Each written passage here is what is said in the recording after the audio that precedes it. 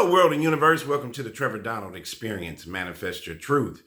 And if you're new to the channel, please hit that like and subscribe button. And for all my continued followers, I want to say thank you. And this is an opinion-based video channel where I try to open your eyes and ears up to some of the travails and tribulations that take place throughout our cities, our states, our country, and sometimes around the world. Well, this story is for those, this has everything to do with ICE, the Immigration and Customs Enforcement Agency with our federal government, and how they have been treating our American citizens. We know there's been some disturbing things that took place in Minneapolis and Portland. There's been protesting all over the country. People are upset at President Donald Trump and how he's handling some of these alphabet agencies. And so there's a lot of protest against Trump. There's a lot of protest against ICE. But what about the protesting of companies that have contracts and are doing business with the ICE agency? So for those who are protecting, or for those who are protesting the ICE agency of our federal government and how they are handling our citizens of America and violating our First Amendment rights, how do you feel about companies that are doing contracted business with the ICE agency, like Enterprise or St. Louis-based Enterprise Mobility? Should we protest companies that do business with the ICE agencies of America? So there's been some controversy and there's been some protesting here. I'm coming to you straight out of the St. Louis area, where Enterprise, the St. Louis Blues hockey team, and other businesses have come under fire for connections with ICE.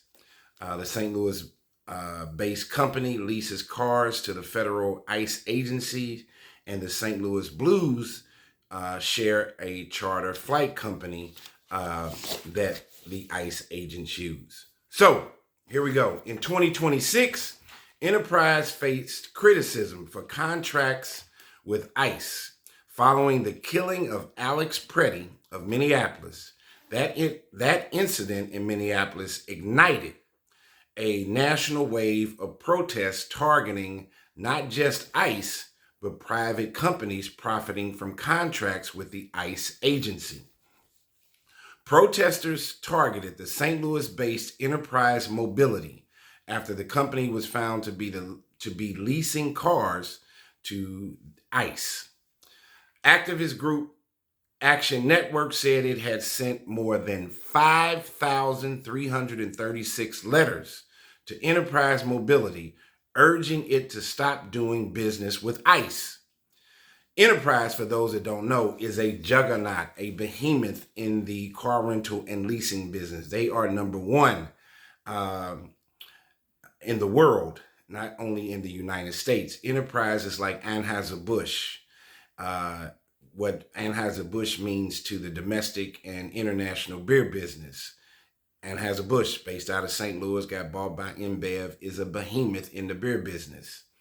Or Enterprise, for those that don't know, is like McDonald's. What McDonald's is a behemoth in the United States for fast food burgers and the fast food burger business. Another analogy would be Enterprises like Microsoft. They are the Microsoft of the car rental and leasing business in the world. So that gives you a little background straight out of St. Louis, Missouri, Enterprise Leasing with the Taylor family. So when this all came to light, the Enterprise Mobility Company was doing business with the ICE federal agency. The protests that they had locally on January 27th in downtown St. Louis, which was a short drive from the company's headquarters in Clayton, they had signs that said Enterprise stopped providing ICE vehicles. Enterprise did not respond to multiple emails seeking comment over the course of that week of protesting. The National Catholic Reporter said that an order of Los Angeles-based nuns had met with Enterprise officials to express their concerns about the company supplying ICE with vehicles, and that the company did not deny it. And so it goes on to say that the Sisters of Social Service, which had leased cars from Enterprise since 2021, said it was canceling their contract as a result of Enterprise having this relationship with the ICE agency. It's not just Enterprise, but also the team playing inside. Here's the hypocrisy and dichotomy here is not just Enterprise, the company, but also the team that's playing inside the Enterprise Center, which is in downtown St. Louis. It's called the Enterprise Center, where the St. Louis Blues hockey team plays. They're facing questions about its association with ICE. So it's not only Enterprise, and then Enterprise paid for the naming rights for the Enterprise Center in downtown St. Louis where the Blues play. The Blues have a contract with a charter plane that ICE agents use.